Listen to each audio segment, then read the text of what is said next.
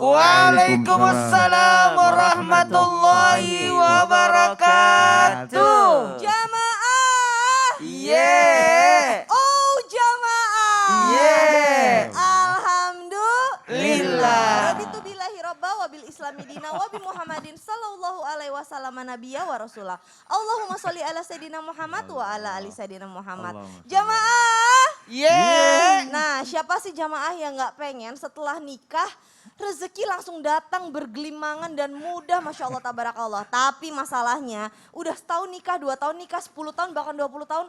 Kok rasanya ya rezeki gitu-gitu aja. Gimana sih caranya supaya rezeki kita bisa tambah banyak, tambah berkah, tambah dipermudah sama Allah. Nah hari ini ada nih tips dan triknya. Makanya tema kita pada pagi hari ini adalah amalkan ini, insya Allah rumah tangga berdatangan rezeki. Bersama dengan guru-guru kita nih, ada Ustadz Syam, ada Ustadz Maulana, dan last but not least ada tamu spesial kita.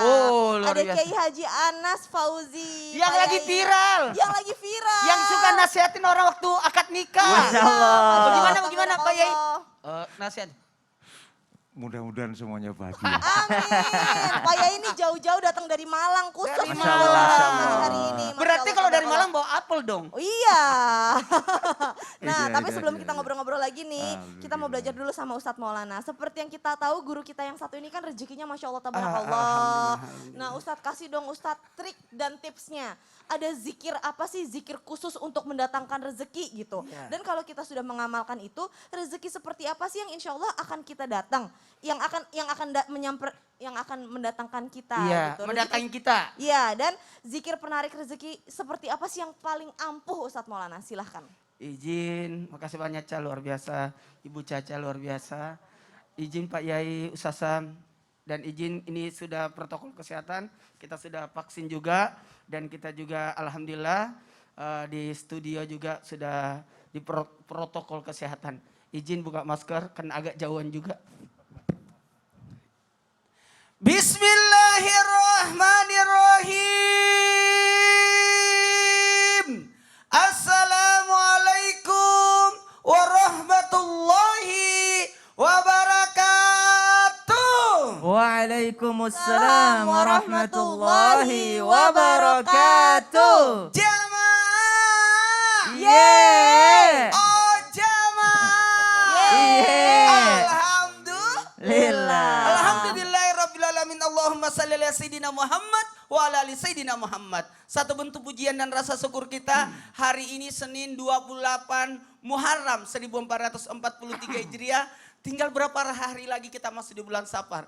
Nah kalau berbicara tentang tadi yang ditanyakan oleh Ibu Caca luar biasa, pertanyaannya bagus sekali. Membuat kita jadi semangat nih. Ternyata kalau sudah orang menikah, yakin rezekinya akan dimudahkan. Tanya aja Ustaz Sam. Double rezekinya ya. Insyaallah. Double lah. Kalau Mantap. orang sudah punya keluarga pasti double rezekinya. Jamaah ini dimuliakan oleh Allah, terima kasih banyak yang sudah nonton Islam Indah termasuk Pak Yai jauh-jauh dari Malang ke sini. Masya Allah tabarakallah. Nah kalau berbicara tentang nih, ternyata ada nggak amalan zikir yang membuat rezeki kita lancar, mudah? Mau tahu? Mau tahu? Mau tahu? Mau banget. Ternyata ada, yakni ndak usah jauh-jauh. Ada namanya Asmaul Husna. Asmaul Husna ini kalau kita baca insya Allah dimudahkan rezeki kita. 99 asma Allah dan di dalamnya sebutan menyebut semua apapun keinginan kita. Makanya kalau kita baca bisa nggak dibaca secara keseluruhan? Baca aja, ada kan zikir pagi dan petang. Sebelum kita baca zikir pagi dan petang kita baca dulu asma Allah. 99 asma Allah. Allah ya Rahman ya Rahim ya Malik ya Kudus ya. Pokoknya seterusnya 99. Dan ada secara khusus, yakni yang namanya Asmaul Husna, ya Fatah, ya Razak. 1, 2, 3. Ya Fatah, ya Razak. Pak Yai dari tadi ketawa melulu. Semangat, Fatah. Pak Yai. Enggak, Pak Yai ini orangnya humble. Apa? Iya, humble. Humble. Down Iya. to earth. Oh, down to earth. Aku Iya. ngerti itu, Masya Allah. Ya Fatah, ya Razak. 1, 2, 3. Ya Fatah, ya Razak. Apa artinya? Ya Fatah yang membuka, ya Razak memberi rezeki. Jadi buka pemberi rezeki baru minta. Jadi kita mengemis, ya Allah, ya Fatah, ya Rasak. Jadi seakan-akan kita ini jangan, kalau berdoa kan harus merendah. Dan ada zikir yang luar biasa sehingga kita mendapatkan kemudahan. Dan mengalir, rezeki apa aja Ustadz? Rezeki bagaimana kita merasa cukup, meminta kepada Allah, inilah yang kita harapkan. Ketika ada orang, nauzubillah summa nauzubillah, seakan-akan dia tidak butuh Allah. Sehingga dia malas untuk berdoa, malas untuk berzikir. Bukankah zikir itu menenangkan hati kita? Ala bizikrillah tatmainnul qulub, sehingga hati kita menjadi tenang. Dan kapan dibacanya Ustadz? Bagusnya dibacanya sesudah salat duha. Dan kalau bisa setiap sesudah salat fardu kita baca doa ini, zikir ini, ya Allah, ya Razak, ya Fatah, ya Razak, ya Fatah, ya Razak. Jadi amalkan ini, berapa jumlahnya? Mau 33, mau 50, mau 100, mau 1000 pun boleh. Silakan sebanyak-banyaknya.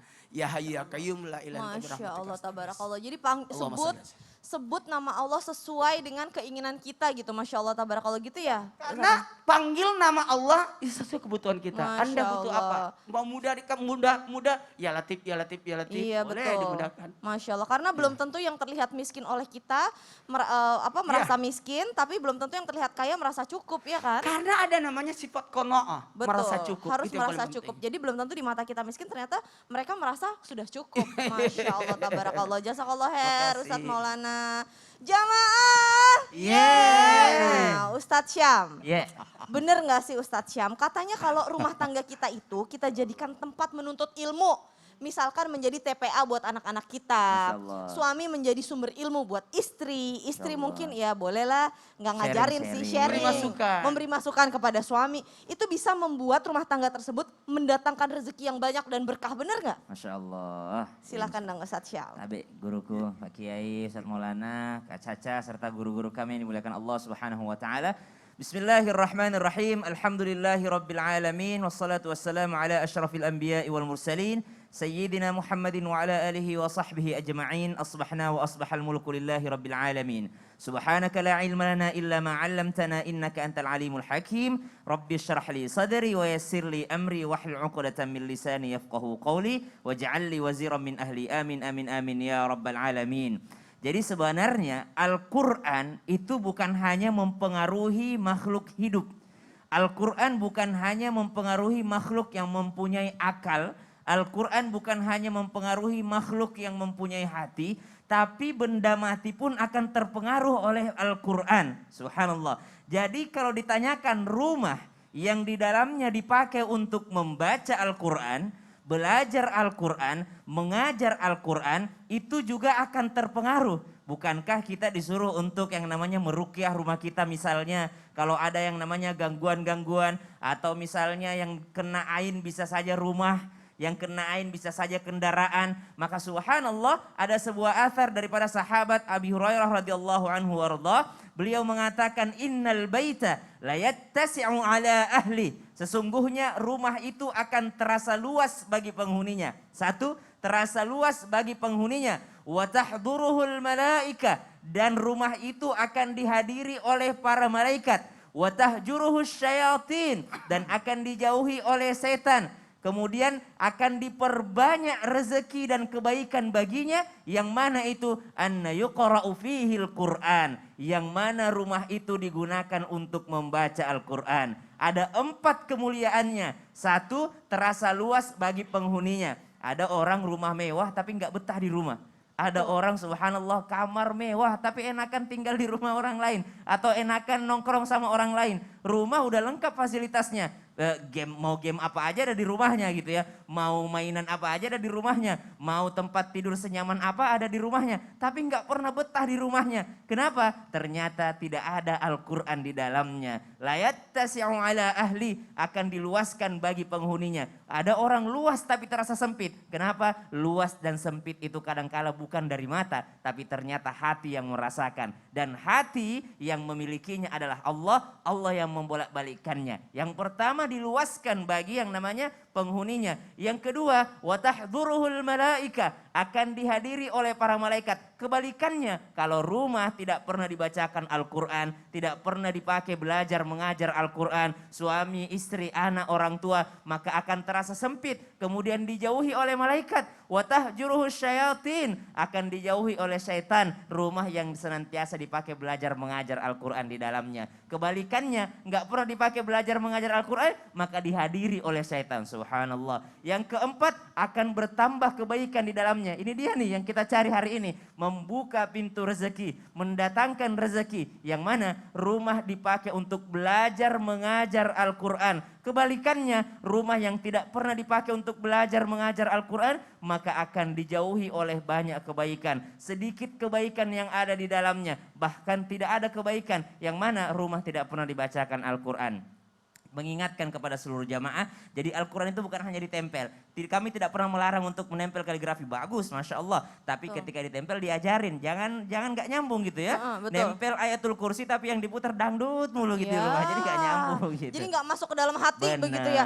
Tapi Ustadz Syam, kita kadang-kadang kalau udah jarang baca Al-Quran, mau buka Al-Quran baca satu halaman aja itu rasanya kan berat banget, gimana Ustadz? Harus belajar pelan-pelan, namanya istiqomah itu nggak bisa langsung banyak, pelan-pelan. Kalaupun cuma satu ayat, yang penting ada gitu. Cobain, jadi jamaah Cobain, mungkin kalau yang belum bacanya secara rutin hari ini satu ayat dulu deh, nggak apa-apa gitu ya. Nanti lama-lama meningkat gitu. Jazakallah khair Ustadz Syam, Masya Allah, tabarakallah. Aduh, inspiratif sekali. Ternyata benar kalau kita dekat dengan Al-Quran, hati tenang, nyaman, dan juga bisa mendatangkan rezeki di rumah kita. Aduh, amin ya Allah, ya Rabbal Alamin. Nah jamaah, mungkin jamaah ini bertanya-tanya, aduh Pak Yai Anas Fauzi itu yang mana sih, viral yang mana sih? Udah ada yang tahu, udah ada yang belum tahu. Nah kalau ada yang belum tahu, ini kita kasih lihat dulu nih video yang gemes, pokoknya lucu banget deh. Ini dia tayangannya, silakan. Inilah Anas Fauzi, Kepala KUA Lowokwaru Kota Malang, Jawa Timur, penghulu yang viral karena nasihat-nasihatnya kepada para pengantin. Sejumlah potongan video seorang penghulu memberikan pesan moral kepada pengantin yang menikah viral di media sosial.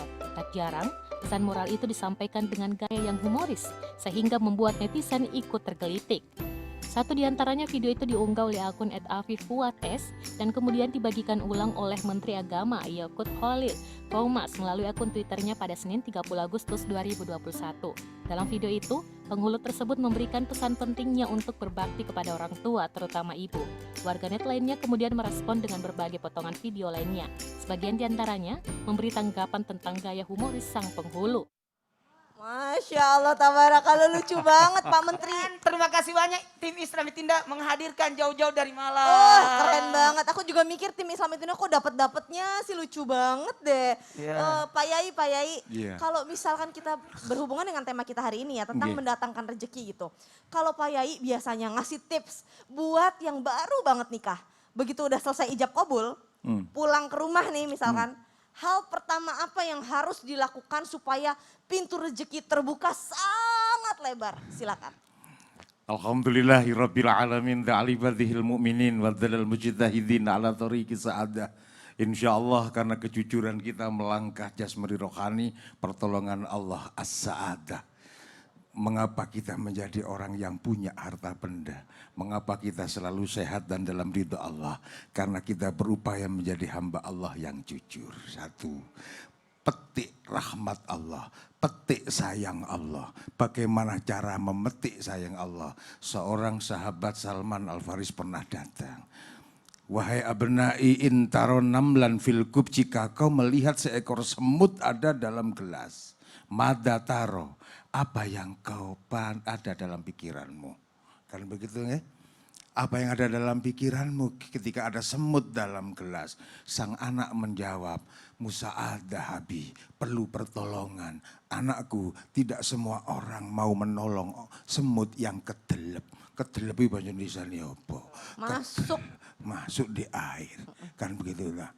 Kemudian Salman Al-Faris menyambung lagi, Irfa, angkat semutmu, angkat semut dan bayangkan semut adalah dirimu, air yang ada di gelas adalah lautan Tuhanmu. Maka angkat dia, di situ Allah akan sayang padamu ketika kau menampilkan sayang dalam makhluk yang lainnya. Di sini yang kedua, insya Allah Allah akan banyak memberikan rezeki kepada kita karena kita mematik sayang. Contoh yang lain dari seorang sahabat yang namanya Asyibli. Seorang Asyibli tidak punya apa-apa. Sahabat karib dari Abu Bakar As-Siddiq. Beliau bisa punya ini, punya itu. Apa yang dilakukan oleh Asyibli hanya satu, selalu memberi makan minum kucing. Allah. Apa arti di sini? Zikir barangkali dari Ustadz Maulana sudah. Betul. Tip yang lain dari Ustadz Sam sudah. Baca Sekarang laku dari amal kita. Petik sayang Allah dengan menyayangi makhluk yang lain. Insya Allah. Masya Allah, tabarakallah. Pak Yai, oh jadi gitu caranya. Terus berarti kita harus menyayangi apapun yang ada dalam rumah tersebut. Insya Allah Bahkan begitu. hal-hal yang kecil. Tapi kalau suami istrinya itu sendiri gimana Pak Yai? Misalkan dalam rumah gitu kan masih baru, masih kaku. Jadi kucing aja disayang. Kucing aja apalagi- disayang, kan masih kaku. Gimana coba tips dari Pak Yai Sing gimana? kaku itu apanya? Ya, yang kaku suaminya sama istrinya, istrinya sama suaminya. Jadi tipsnya gimana Pak Yai? Alhamdulillahirrahmanirrahim. Rasulullah pernah mengingatkan kepada kita, kebersamaan di dalam rumah tangga juga mendatangkan rezeki. Ta'awunan, Apa tuh? saling tolong menolong. Saling tolong menolong, Tahabbuban, saling menyayangi. saling menyayangi, Tasyawuron, musyawarah. musyawarah. Subhanallah. Dari 3 unsur ini insya Allah dari saling tolong menolong, musyawarah dan saling bantu insya Allah. Allah pun juga bakal memberikan sayangnya kepada kita. Suami bantu istri, istri bantu suami. Langkah yang gitu kita lakukan. Ya. Tidak cukup zikir tak. Nggak Tidak cukup. cukup berdoa tak. Perbuatan. Seperti kita minta. Ya Rob minta kenyang. Tapi tanpa makan ya Nggak tidak dikasih. mungkin. Jadi zikir iya, baca Al-Quran iya, tapi tindakan juga harus secara konkret gitu ya. Masya Allah, tabarakallah. Nah Pak Begitu, Yai, insya Allah. berbicara tentang rezeki juga nih. Bener nggak kalau kita sebagai suami istri, kan mungkin belum punya rumah, jadi kita masih tinggal sama mertua. Atau bahkan mertua yang tinggal sama kita, rumah kita gitu kan. Ada ipar juga. Kalau kita ridho gitu ya, terus kita ya berbagi dengan mertua dan ipar, itu katanya bisa mendatangkan rezeki juga Pak Yai. Itu tambahan pikir saja itu. Tidak ada dalile itu. Nggak ada dalile. Tapi saya pengen dijelasin dong Pak Yai. Boleh nggak Pak Yai dijelasin? Alhamdulillah. Yang namanya memberi tidak akan ada rugi. Nggak akan rugi. Pak Yai boleh nggak? Al-walidu salasun. Orang tua itu ada 3. Oh, ada 3. Yang mana itu? Yang mana dulu? Udah Nah, nol. gini. Ntar aja dijelasin Pak Yai. Yes, Iya, gitu. yes. Durasinya udah habis. Nah Pak Yai, pokoknya kita akan bahas lebih dalam lagi tentang gimana caranya pintu rezeki terbuka dalam rumah tangga. Setelah yang satu ini jangan kemana-mana, tetap di Islam itu indah. Jamaah! Iya. Oh jamaah! Iya. Alhamdulillah. Jadi orang tua ada 3. Nanti dijelasin lagi lebih Iya lanjut. gimana sih Pak Yai?